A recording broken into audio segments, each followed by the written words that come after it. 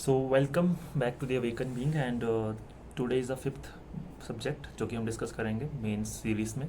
और हम बात करते हैं आज एथिक्स के बारे में। तो एथिक्स एक ऐसा सब्जेक्ट है जो कि जिसका सिलेबस जो है फिनिश करना बहुत आसान है। आप कम से कम 2 हफ्ते या 3 हफ्ते लगते हैं एथिक्स के सिलेबस को फिनिश करने में। थ्योरी पोर्शन की मैं बात कर रहा हूँ। और बट राइटिंग अगर हम बात करेंगे तो एथिक्स का जो राइटिंग है उसमें सबसे ज़्यादा मेहनत लगती है।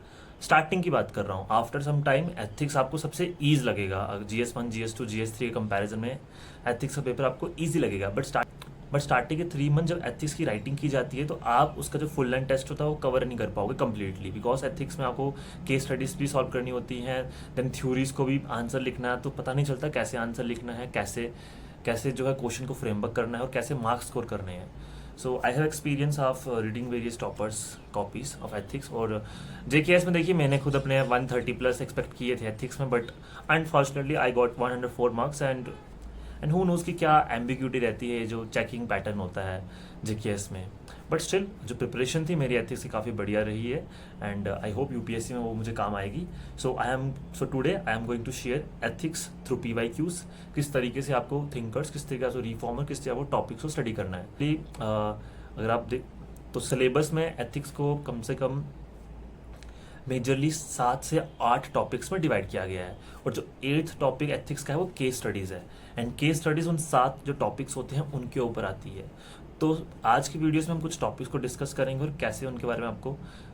सो in today's video we will discuss some of the topics of ethics starting से, और कहाँ किन सोर्सेज से आप स्टडी कर सकते हो इसके बारे में हम धीरे धीरे बात करेंगे। और इस बिफोर डिस्कसिंग और बिफोर स्टार्टिंग, तो एथिक्स के जो सोर्सेज हैं, देखिए एथिक्स का कोई पर्टिकुलर किताब नहीं है। लेक्सिकॉन मैंने भी परचेज की थी एथिक्स के लिए एंड सम हाउ थोड़ी बहुत हेल्प होती है, but I think lexicon purchase करने की ज़रूरत नहीं है एथिक्स के लिए। एथिक्स आपको बिल्कुल PYQs के थ्रू और आंसर राइटिंग इसमें ज़्यादा मैटर करती है, बिकॉज मैंने कहा ना सिलेबस आप 3 हफ्ते में ख़त्म कर दोगे एथिक्स का। बहुत सिंपल सिलेबस है एथिक्स का, ठीक है। तो इसका जो सबसे अच्छा तरीका क्या है, PYQs को पढ़ना, PYQs के थ्रू अपने नोट्स को एनरिच करना और आंसर राइटिंग के फ्रेमवर्क में आपको अपने नोट्स बनाने हैं। So let's start with first topic, that is ethics and human interface. तो एथिक्स एंड ह्यूमन इंटरफेस में बहुत सारे टॉपिक्स आते हैं एंड पहला जो इसमें टॉपिक आता है वो है एथिक्स क्या होता है। सो एथिक्स की डेफिनेशन, एक बनी बनाई डेफिनेशन आपके पास होनी चाहिए। PYQ में क्वेश्चन आता है ethics is knowing the difference between what is right to do and what you have right to do. तो ये पोर्टर स्टीवर्ट की डेफिनेशन है। अगर आप इससे अच्छी डेफिनेशन को देख सकते हो थिंकर की तो आप देख लीजिए, बट PYQs की अगर डेफिनेशन यूज़ करते हो तो ज़्यादा आपको बेनिफिट रहता है। तो एथिक्स की डेफिनेशन क्या होगी, then what is the significance of ethics. So how ethics contribute to individual wellbeing, how ethics contribute to societal well-being, how ethics contribute to resolution of conflicts, then how ethics contribute to uh, professional achievements. मतलब question था कि क्या ethical competent होना ज़रूरी है professional competent के साथ।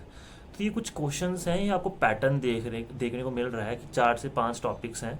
ये एथिक्स एंड ह्यूमन इंटरफेस के भी पहला टॉपिक है consequence and determinant of ethics, उसके अंदर ही आप पढ़ सकते हो, ठीक है। तो आपको इनके आंसर फ्रेम करने हैं और आंसर किस तरीके से फ्रेम करने हैं ये आपको देखिए एथिक्स की डेफिनेशन तरीके से फ्रेम करने हैं। See this thing you will know from, देखिए स्टेप बाय स्टेप आपको पहले देखना पड़ेगा, डेफिनेशन लिखिए उस चीज़ की, देन उसमें 5 पॉइंट्स आपको कंटेम्प्रेरी रेलिवेंस के थ्रू आपको एक्सप्लेन करने पड़ेंगे, या फिर थिंकर्स या जो रिफॉर्मर्स हैं उनका यूज़ करना पड़ेगा। No doubt contribution of moral thinkers and philosophers एक अलग टॉपिक है, बट उस टॉपिक का इस्तेमाल एथिक्स की हर डायमेंशन में होना चाहिए, ठीक है। तो पहले टॉपिक का जो सब टॉपिक था इसमें ये एथिक्स और एथिक्स की इंपॉर्टेंस पे क्वेश्चन आपको आता है।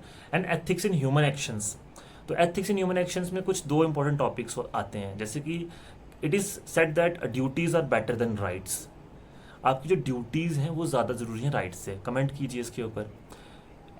या फिर do you believe in nishkam karma yoga Bhagavad Gita, that you are not entitled the fruits of your actions. तो देखिए ये एक्शन की बात की जा रही है, actions without having attachment towards your outcomes. तो कहीं ना कहीं ये भी एक एथिक्स इन ह्यूमन एक्शंस की डायमेंशन है। तो इस तरीके से क्वेश्चंस 1-2 बार आया हुआ है एथिक्स इन ह्यूमन एक्शन के ऊपर। या फिर मिडिल पाथ क्या होता है, लाइफ जीने के लिए मिडिल पाथ अप्रोच बुद्धिज्म में भी बताया गया है, या फिर एरिस्टोटल ने भी बताया गोल्डन मीन के through.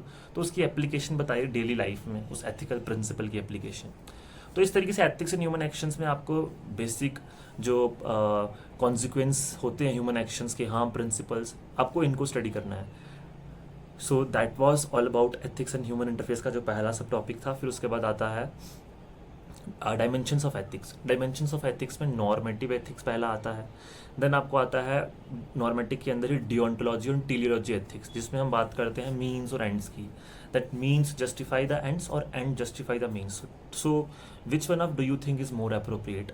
That is a question asked in UPSC also, and JKS ने खुद भी पूछा है। या फिर human being should be treated as end in themselves not as merely means, ये इमैनुअल कांत की फेमस लाइन है, ये क्वेश्चन आया हुआ है। या गांधी का एंड्स और मीन्स के बारे में क्या कहना है? तो ये दो थिंकर्स जो हैं ये डियोंटोलॉजी एथिक्स में काफ़ी इंपॉर्टेंट रोल प्ले करते हैं, ठीक है।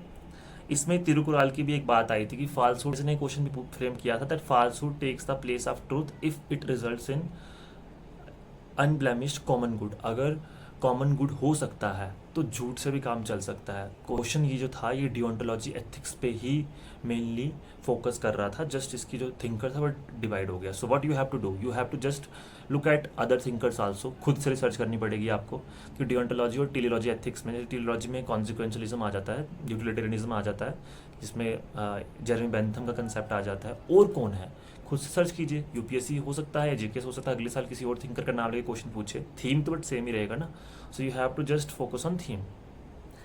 देन इसमें अप्लाइड एथिक्स की बात आती है। अप्लाइड एथिक्स में सबसे इंपॉर्टेंट आज के टाइम पे इन्वायरमेंटल एथिक्स है।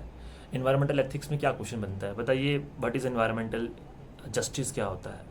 या फिर यूपीएससी ने क्वेश्चन पूछा दैट ये जो हम बॉर्डर के ऊपर डेवलपमेंटल प्रोजेक्ट्स बना रहे हैं, एथिकल चैलेंजेस क्या हैं इसके, एथिकल इश्यूज क्या इससे अराइज होते हैं, और you can say how does ethical responsibility plays a role in environmental sustainability. तो एथिक्स में आपको कुछ नहीं करना है, एक थिंकर से इंट्रोडक्शन देनी होती है या कोई कंटेम्प्रेरी एग्जाम्पल से इंट्रोडक्शन देनी होती है। उसके बाद आपको जो क्वेश्चन के आंसर में यूज़ करना होता है, पहले थ्योरी लिखनी होती है एथिकल रीजनिंग से, that ethical responsibility make us self aware about our responsibility. Then आपको उसमें एक एग्जाम्पल यूज़ करनी होती है। फॉर एग्जाम्पल हंस दिए बचाओ आंदोलन में जो भी लीडर था उसका, तो कैसे उसने हेल्प किया। तो इस तरीके से एथिक्स के आंसर फ्रेम करने होते हैं, नॉट इन जीएस स्टाइल कि आपने डायरेक्टली उसको जीएस वर्ड्स में आंसर देना स्टार्ट कर दिया। आपको एथिकल जो थ्योरी होती है उसको यूज़ करना है, तो उसके लिए आपको पूरा एथिक्स पहले स्टडी करना पड़ेगा। अप्लाइड एथिक्स में इसके बाद एग्रीकल्चर एथिक्स। कौन से एग्रीकल्चर एथिक्स में हम इशू फेस कर रहे हैं? प्रोडक्टिविटी ज़्यादा इंपॉर्टेंट है सस्टेनेबिलिटी से, ग्रीन रेवोल्यूशन और उसका जो इश्यूज रहे हैं, ठीक है। उसके बाद बैंकिंग एंड फाइनेंस में जो एआई का यूज़ किया जा रहा है, देन एआई का यूज़ जो एडमिनिस्ट्रेशन में किया जा रहा है उसके क्या एथिकल इश्यूज हैं, देन एआई का यूज़ जो एजुकेशन में किया जा रहा है, क्या जो ऑनलाइन एजुकेशन है, एआई बेस्ड एजुकेशन है, क्या वो कम्प्लीटली रिप्लेस कर सकती है क्लासरूम को? एथिकल पर्सपेक्टिव से सोचिए। या फिर बिजनेस एथिक्स में क्या इशू चल रहे हैं, ग्रीन वॉशिंग की जाती है, या फिर मीडिया एथिक्स में क्या चल रहा है, सोशल मीडिया का जो रोल है करंटली इन्फ्लुएंस करता है, कंज्यूमरिज्म को इन्फ्लुएंस किया जा रहा है, या फिर और यू कैन से जो कम्युनिकेशन का जो रेवोल्यूशनाइज किया है सोशल मीडिया ने, क्या उसमें कोई एथिकल इश्यूज हैं? As you know, child cuddling is being replaced by online cuddling, है ना। बच्चों के साथ डिजिटल डिस्कनेक्ट आ रहा है पेरेंट्स का, एथिकल इशू सोच रहे हैं इसमें, ठीक है। इसमें ही फेमिनिस्ट एथिक्स एक और न्यू अप्लाइड एथिक्स में आता है। फेमिनिस्ट एथिक्स क्या होते हैं और कैसे वो ट्रेडिशनल एथिकल थ्योरी से डिफरेंट करते हैं। Applied ethics is very very important, हर साल एक क्वेश्चन आता ही आता है। ये मैंने आपको कोर डायमेंशंस बताए, इन्हीं के ही आसपास जो है क्वेश्चंस फ्रेम होता है। बैंकिंग, फाइनेंस, बिजनेस एथिक्स हो गए, फेमिनिस्ट एथिक्स हो गए, तो इस तरीके से आपको अप्लाइड एथिक्स स्टडी करना है, ठीक है। एंड देन इसमें आता है ethics in private and public relationships. तो छोटा सा टॉपिक है, इसमें आपको पब्लिक और पर्सनल लाइफ में डिफरेंस देखना है और एथिक्स कैसे डिफर करते हैं। तो एमएस गिल ने कहा है कि ऑल पब्लिक एक्शंस है personal consequence and all personal consequence है पब्लिक, ऑल पर्सनल एक्शंस है पब्लिक कॉन्सिक्वेंसेस। तो ये काफ़ी फेमस कोट है उनका, आप इसको यूज़ करके जो है ethical public and professional life में कैसे डिफर करता है वो आप बता सकते हो इस टॉपिक के थ्रू। देन इसमें आता है ह्यूमन वैल्यूज़, इसी फर्स्ट टॉपिक के अंदर ह्यूमन वैल्यूज़। इसके अंदर हम वैल्यूज़ क्या होती हैं ये पढ़ते हैं first of all. Then values के जो टाइप्स है डिफरेंट, तो जैसे कि economic and social values, which one is more important. और अगर हम इकोनॉमिक वैल्यूज़ को प्रायोरिटाइज करते हैं कि सोशल वैल्यूज़ डाइल्यूट होती हैं, तो इस तरीके से पढ़ना है। दैन यूनिवर्सल वैल्यूज़ क्या होती हैं, because somebody says that values are relative, values change according to time, है ना। बट कुछ वैल्यूज़ होती हैं यूनिवर्सल होती हैं, कुछ वैल्यूज़ जो है हमेशा जो है कांस्टेंट रहती हैं। लाइक जेंडर इक्वालिटी हो गई, तो ये तो एक कॉन्स्टेंट यूनिवर्सल वैल्यू है ना, ये चेंज थोड़ी होनी चाहिए।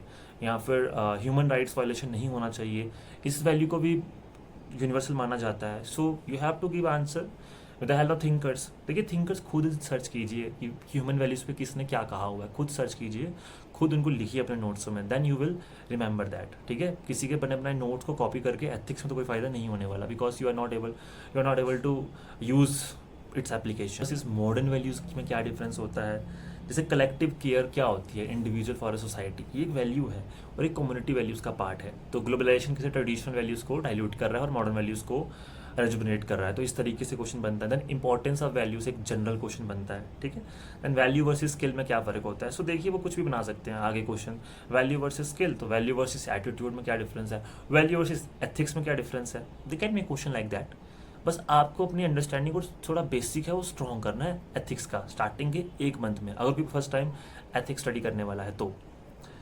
उसके बाद इसी में टॉपिक आता है role of family and education institute in inculcating values. जैसे कि एपीजे अब्दुल कलाम काफ़ी फेमस कोट है यहाँ पे, if a nation is to be corruption free and become a nation of beautiful minds, I strongly feel there are 3 members which can play a role. जिसमें उसने बोला father, mother and teachers. एक quote याद करिए, PY का coat है, इस coat को यूज़ कीजिए हमेशा जब भी क्वेश्चन बनता है फैमिली एंड एजुकेशन इंस्टीट्यूट का क्या रोल है। और एजुकेशन इंस्टीट्यूट के ऊपर ज़्यादा क्वेश्चन आता है। वैल्यू एजुकेशन क्या होती है, नेशनल एजुकेशन पॉलिसी का क्या रोल है ट्रांसफॉर्मेशन करने के लिए एजुकेशन में। ठीक है, तो ये हो गया। और इसमें एक लास्ट वैल्यूज का टॉपिक होता है क्राइसिस ऑफ एथिकल वैल्यूज। तो क्राइसिस ऑफ एथिकल वैल्यू से करप्शन ऑफ वैल्यू सिस्टम क्या होता है और क्यों हो रहा है। तो एक यूपीएससी ने क्वेश्चन पूछा that narrow perception of good life, what is narrow perception of good life, that you have to earn money to succeed, है ना, you have to compete, you have to feel jealous of others competition. तो इस तरीके से जो ethical values है उनका crisis हो रहा है, तो आपको करप्शन देखना है हर तरीके से वैल्यू सिस्टम में। तो क्या हेटरेड की वजह से कंसाइंस डिस्ट्रॉय होती है और वो एक नेशन की कंसाइंस डिस्ट्रॉय करता है, that is also a part of crisis and ethical values. या फिर करंट सोसाइटी में वाइड स्प्रेड ट्रस्ट डेफिशिएट है, तो ट्रस्ट डेफिशिएट क्यों है, क्या कर सकते हैं ट्रस्ट डेफिशिएट को रिस्टोर करने के लिए। ओके,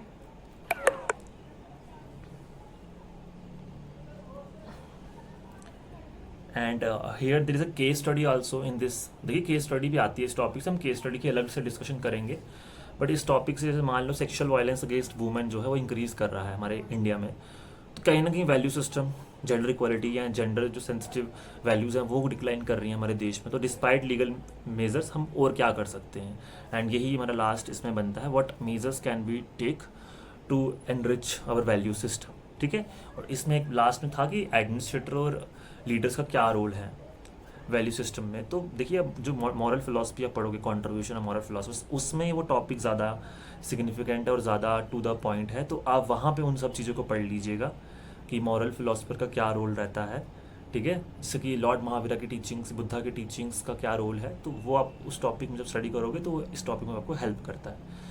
सो ये था पहला टॉपिक एथिक्स का, ethics and human interface. That is very important topic ethics की स्टडी के लिए। ठीक है, आपको जस्ट इन क्वेश्चंस को स्टडी करना है, इनको अपने नोट्स को हाथों से बनाना है, देन इन पे आंसर जो है, जो नोट्स बनाओगे आंसर्स के फॉर्म में बनाइए क्वेश्चंस के साथ साथ, कि अगर एक क्वेश्चन आता है तो मैं इसको आंसर कैसे लिखूंगा।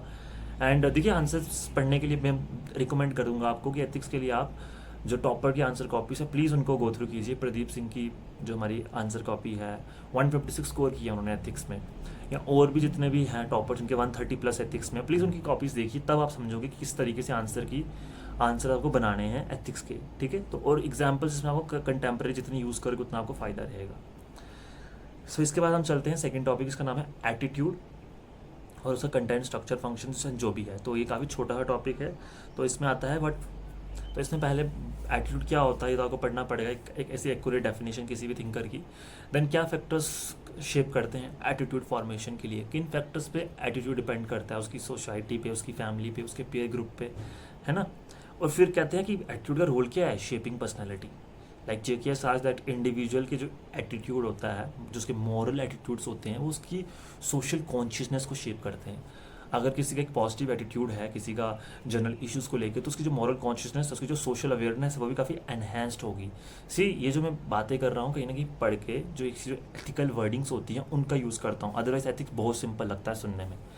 पढ़ने में भी एथिक्स काफ़ी सिंपल लगता है कि काफ़ी सिंपल से वर्डिंग्स हैं एंड हमें आता है एथिक्स, बट नहीं, एथिक्स का यूज़ करना बहुत डिफिकल्ट है। स्टार्टिंग्स में आपको बता रहा हूँ, उसके बाद काफ़ी ईज़ है बाकी जीएस के कंपैरिजन में। फिर आपको याद भी ना हो चीज़ें, बट आपको लिखना आता हो, आपको यूज़ करना आता हो, आप कर लोगे।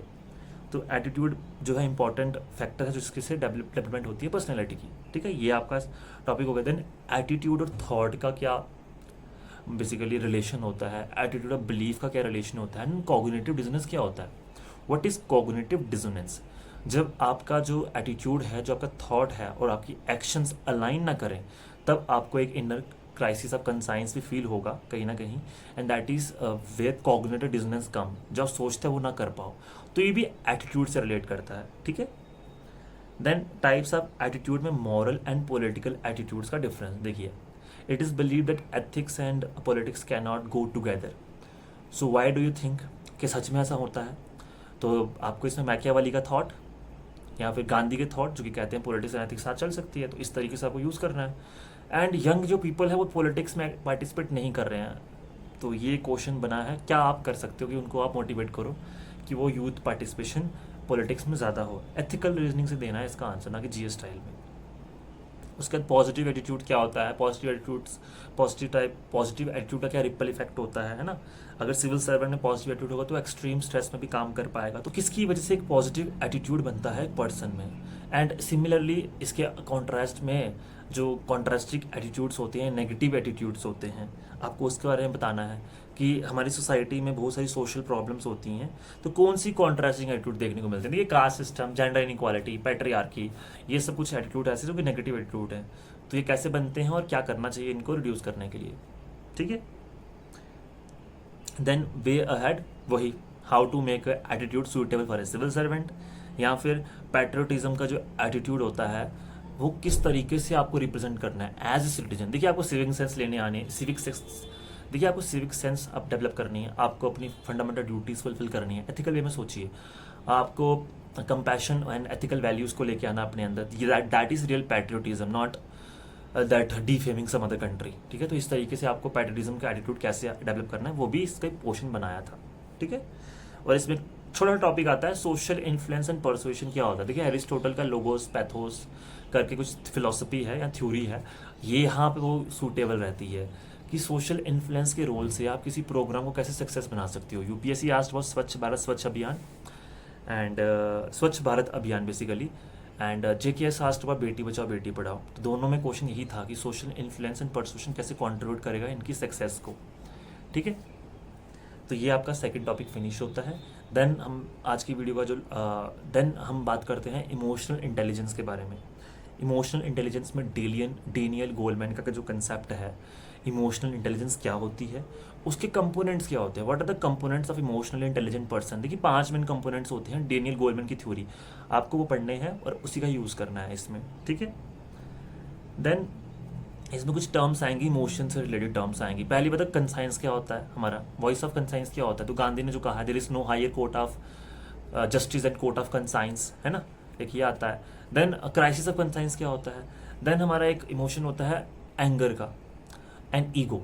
तो कहते हैं एंगर एंड ईगो जो होता है वो इमोशनली इंटेलिजेंट पर्सन की पहचान नहीं होता है। तो कैसे करेक्ट अंडरस्टैंडिंग को डाइल्यूट करता है anger and ego, that is where you have to focus upon. Mahatma Gandhi ने ऐसा कहा हुआ है, ठीक है। या फिर इज एंगर अ बैड और नेगेटिव इमोशन, एंड एक्सप्लेन कीजिए characteristics of emotional intelligent person, उसको देखते हुए इस चीज़ को एक्सप्लेन कीजिए। तो एंगर एंड ईगो ये इमोशंस कुछ ऐसे हैं, क्या होते हैं, डिफाइन कीजिए इनको अच्छे से, एंड देन एक्सप्लेन कीजिए कैसे ये नेगेटिव एटीट्यूड लेके आते हैं, क्या करते हैं ऐसा ये, है ना, एक रिएक्टिव अप्रोच हमारे अंदर लेके आते हैं, या फिर हमें एक फीलिंग ऑफ सप्रेशन फील होता है, ठीक है। Then lack of empathy anger की वजह से हो जाता है। सो इस तरीके से वर्डिंग का यूज़ करके, एंड इसमें उसके बाद हैप्पीनेस आता है। So all people seek for happiness, what is happiness. तो एरिस्टोटल का यूडेमोनिया का कंसेप्ट जो है वो यहाँ काम आता है, ठीक है। हैप्पीनेस जो है आपके लिए क्या मायने रखती है, इसी पे यूपीएससी में एसए भी आता है। And here I am telling you कि एथिक्स के जो टॉपिक्स हैं वो एसए में भी आ जाते हैं। एथिक्स की थिंकर्स ये सबको थ्योरी को पढ़ता है, तो कहीं ना कहीं जो उसका एसए राइटिंग का कंटेंट होता है वो भी अपने आप ही प्रिपेयर हो रहा होता है। सो आपको इस तरीके से हैप्पीनेस के ऊपर मैं बोलता हूँ लास्ट यूपीएससी में एसए भी आ चुका है, all human seek happiness. I think there is no part to happiness, happiness का पार्ट ही क्वेश्चन आया था। तो एथिक्स का भी हेल्प करता है इस राइटिंग में, तो ये होगी कुछ टर्म्स इमोशन से रिलेटेड। देन इसमें आती है ईए डेवलपमेंट, हम इमोशनल जो इंटेलिजेंस है वो कैसे डेवलप कर सकते हैं। देन इसमें आता है utility of EI, emotional intelligence की यूटिलिटी किस में, एडमिनिस्ट्रेशन एंड गवर्नेंस में। देखिए यहाँ पे आपको एग्जांपल्स का रिसेंट यूज़ करना है। महात्मा गांधी तो पास्ट की एग्जांपल होगी, करंटली कौन से ऐसे एडमिनिस्ट्रेटर, कौन से ऐसे लीडर हैं जो ईआई का यूज़ करके एडमिनिस्ट्रेशन काफ़ी बेटर बना रहे हैं। सो प्लीज़ रिसर्च कीजिए, ये आपको कहीं बने बनाए नोट्स नहीं मिलने वाले हैं, रिसर्च करनी ही पड़ेगी आपको यहाँ पे। उसके बाद हाउ विल यू, या same question. Then crisis of conscience जो होता है, जैसे मैंने बात की ऊपर, तो इमोशनल इंटेलिजेंस कैसे हेल्प करता है क्राइसिस ऑफ कंसाइंस को ओवरकम करने में। ओके, देन आता है रिसेंट कंसेप्ट, चैलेंजेस क्या है हमारे इमोशनल इंटेलिजेंस डेवलप होने में। तो करंट के एग्जाम्पल में डिजिटल स्पेस, या फिर lack of emotional regulation due to digital space. हम इतना सारा आज कंटेंट कंज्यूम कर रहे हैं आज की लाइफ में, डिजिटल एडिक्शन हुआ पड़ा है। डू यू थिंक हम इमोशनली अपने आप को रेगुलेट भी करते हैं at the same time when we are seeing something. तो चाइल्ड पोर्नोग्राफी, कितना कुछ तो आजकल एक अनवांटेड फॉर्म में हमको रिप्रेजेंट किया जाता है। तो क्वेश्चन यूपीएससी ने पिछले साल पूछा दैट सोशल मीडिया जो है इंडिविजुअल कैपेसिटी जो होती है इमोशनल रेगुलेशन उसको डिमिनिश करता है। So how it leads to unethical behaviour in society. तो करंट कंटेक्स्ट से आजकल एथिक्स भी काफ़ी ज़्यादा शेप किए जा रहे हैं उसके क्वेश्चंस को। ठीक है, that is a third topic. और इसके बाद में एक लास्ट टॉपिक है आज की वीडियो में, उसमें बात करूंगा, that is fourth topic of ethics theory का, जिसका नाम है एप्टीट्यूड और फाउंडेशनल वैल्यूज़ क्या होती है सिविल सर्वेंट के लिए। तो एप्टीट्यूड, जैसा कि आपको पता है, एक जो कैपेसिटी होती है to perform some task with efficiency, तो एप्टीट्यूड क्या होता है। और इसमें फाउंडेशनल वैल्यूज़ क्या है सिविल सर्वेंट के लिए। फाउंडेशनल वैल्यूज़ यहाँ पे पब्लिक सर्विस वैल्यूज़ अलग हैं। पब्लिक सर्विस वैल्यूज़ अगला टॉपिक मैं कल की वीडियो में बात करूंगा। इस वीडियो में बात करूंगा foundational values for civil servant. तो फाउंडेशनल वैल्यूज़ में पहला था इंटीग्रिटी। इंटीग्रिटी पे 3-4 क्वेश्चन आ चुके हैं और 3-4 क्वेश्चन में अलग अलग थिंकर्स की डेफिनेशन आई है। फॉर एग्जाम्पल एक में आया था that integrity is doing the right thing even when nobody is watching. इसी डेफिनेशन को अपने नोट्स में डाल दीजिए, इन्हीं को याद करके अगले साल का पेपर लिखने जाया कीजिएगा, ज़्यादा फायदा होता है। या फिर one of the test of integrity is complete refusal to be compromised, that is also a question. ठीक है, तो इंटीग्रिटी पहली फाउंडेशनल वैल्यू, दूसरी थी impartiality and non partisanship. So why should these values are considered foundational values and इनकी socio political context में example दीजिए। भाई पॉलिटिसाइजेशन और ब्यूरोक्रेसी होता तो नॉन पार्टिसनशिप तो काफ़ी इंपॉर्टेंट है, तो ये दूसरी वैल्यू आ गई। तीसरी ऑब्जेक्टिविटी है, क्वेश्चन अभी तक नहीं आया है। डेडिकेशन टू पब्लिक सर्विस है, क्वेश्चन अभी तक नहीं आया है। Then empathy and compassion towards weaker section, question इस पे आ चुका है। दैट जो ग्रैटिट्यूड और एम्पैथी है आजकल वो काफ़ी ज़्यादा आज की प्रेजेंट जनरेशन ने उसको फॉरगेट कर दिया है। तो ऐसा क्या करें कि वो वैल्यूज़ उनके अंदर आए, या फिर इंटेलेक्चुअल कॉम्पिटेंसी के अलावा आपके अंदर एम्पैथी एंड कंपैशन होना चाहिए। सो क्या बेनिफिट्स होते हैं एम्पैथी एंड कंपैशन के। तो कंपैशन के ऊपर बुद्धा से अच्छा एग्जाम्पल आपको कोई नहीं होगा जिसने कंपैशन के बारे में अपनी बातें कही होंगी। तो जब भी कोई चीज़ पढ़ रहे हो एथिक्स में, please, it's my honest recommendation, please search for thinker, philosopher, administrator, उन तीनों किसी का भी देखो किसने क्या कहा हुआ है, और हर एक टॉपिक के साथ एक थिंकर को याद रखो। जैसे डियोंटोलॉजी में मैंने बताया कांट को याद रखो, जैसे हैप्पीनेस में मैंने बताया एरिस्टोटल को याद रखो, जैसे मैंने कंपैशन में बताया तो बुद्धा को याद रखो। इस तरीके से याद रखो, तभी आप उसको ऑर्गेनाइज कर पाओगे आंसर राइटिंग के टाइम पे। And you don't have to feel double burden कि पढ़ तो लिया है बट राइटिंग करते समय कुछ याद ही नहीं आ रहा है। ठीक है, और इसमें टॉलरेंस आता है एंड देन इसमें चैलेंजेस आते हैं इन वैल्यूज़। तो चैलेंजेस यही है दैट ऑनेस्टी, कंपैशन, जो इंटीग्रिटी है वो कैसे हम बचाएं आज की इस दुनिया में जो कि मटेरियलिज्म या फिर कंपटीशन की तरफ भाग रहा है, या फिर narrow concept of good life की तरफ भाग रहा है। तो कैसे इन वैल्यूज़ को हम सेव करेंगे। सो कैसे करेंगे, फैमिली का रोल क्या आएगा इसमें, सोसाइटी का रोल क्या आएगा, इंडिविजुअल सेल्फ अवेयरनेस का रोल क्या आएगा। तो ये थे एथिक्स के मेजर 4 टॉपिक्स। आई होप आपको ये एक न्यू पर्सपेक्टिव लगा होगा एथिक्स की थ्योरी को देखने का, पढ़ने का। एंड इसकी जो PDF है, मैंने हाफ PDF इसकी बना दी है। इसकी जो फुल PDF होगी कल वो मैं जो सेकंड पार्ट जो थ्योरी का है उसके साथ आपको सेंड कर दूंगा अपने टेलीग्राम चैनल में। सो मिलते हैं कल की वीडियो में एथिक्स के अगले टॉपिक्स के साथ। तब तक के लिए अवेकनिंग आपके साथ है एंड साथ चलते रहिए।